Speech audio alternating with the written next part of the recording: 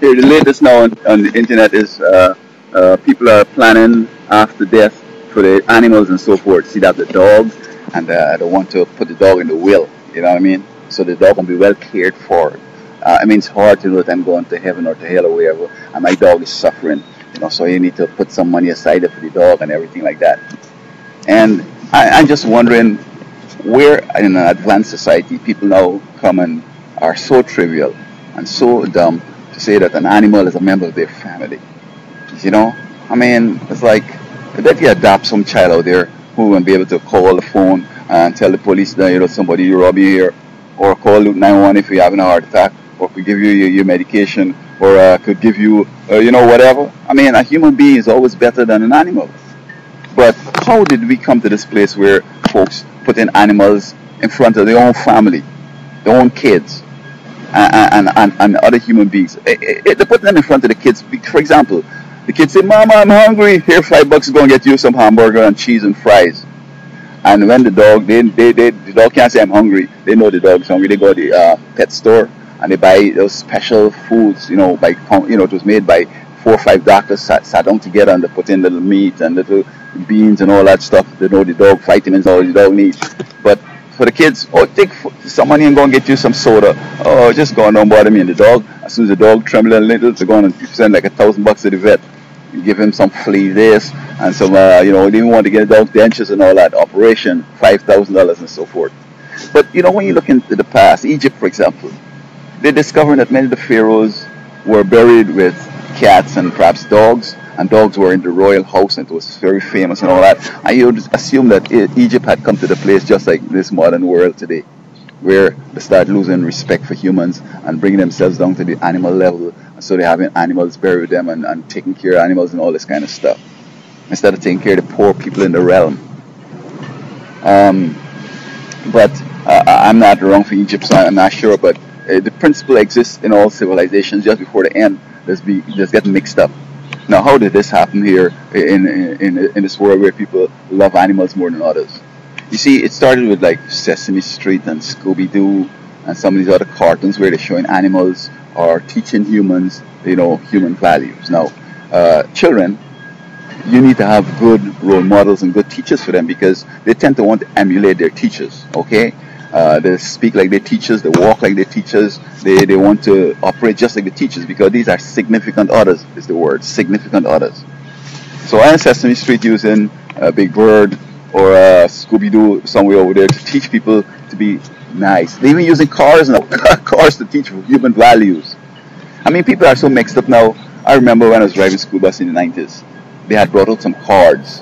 You know, long ago in our day, you had football stars and cards, cricket stars, you had film stars and cards. Oh no, they have machines, and some of this sexy blue killing machine, and this machine over there, and this doing all that. And then boys say, "Look my cards! I love this card." And you know, developing a love. I mean, I wanted to be like some of my cricketer stars. I'd even do the actions, how the bowling and so forth. Father say, "Oh, John Carew bowls," and I do so, and they say, "Yeah, that's good," you know. So now today, with this generation growing up, Schwarzenegger came on with the Predator, which was an extension of this cards thing. I see these things they have a long agenda, and I don't know how Schwarzenegger was able to tap into that, you know, that killing machine stupidness that, you know, the cards the guys had in the 90s. So you had the Predator and all that, and then you know, you have the Transformers. You see a car racing, 2 cars racing, and then suddenly they crash out, and then they become beasts and they start fighting. And it's like, what kind of stupidness is this people watching, man? You know. Anyway, so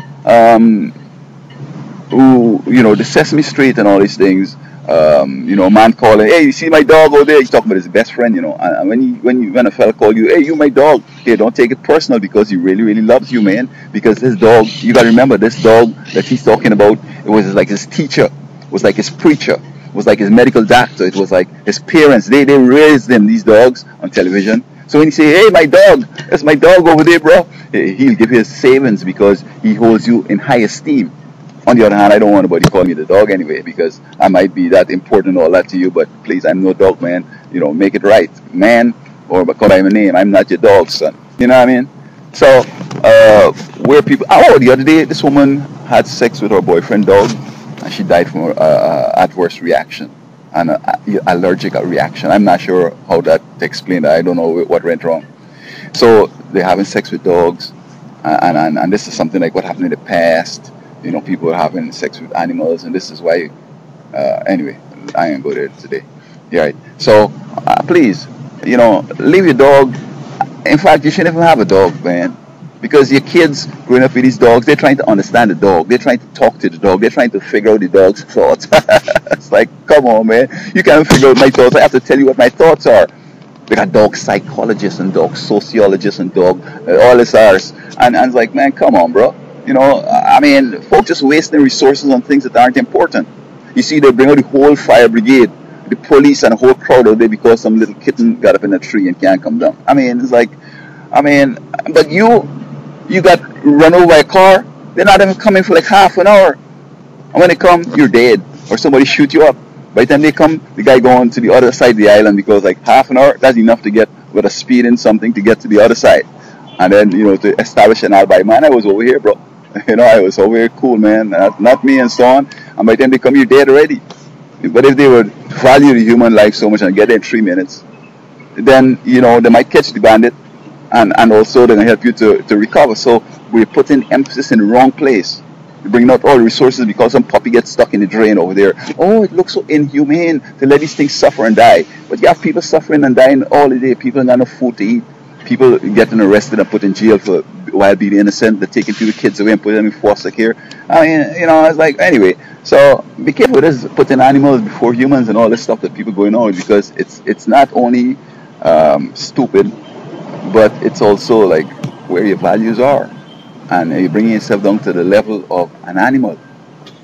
And then the point is that you become hopeless and think that you're just a piece of crap to just dispose of like that. You know what I mean? So think about it now. Don't put yourself in this realm of being no animal. Now, I'm a human being. Hello.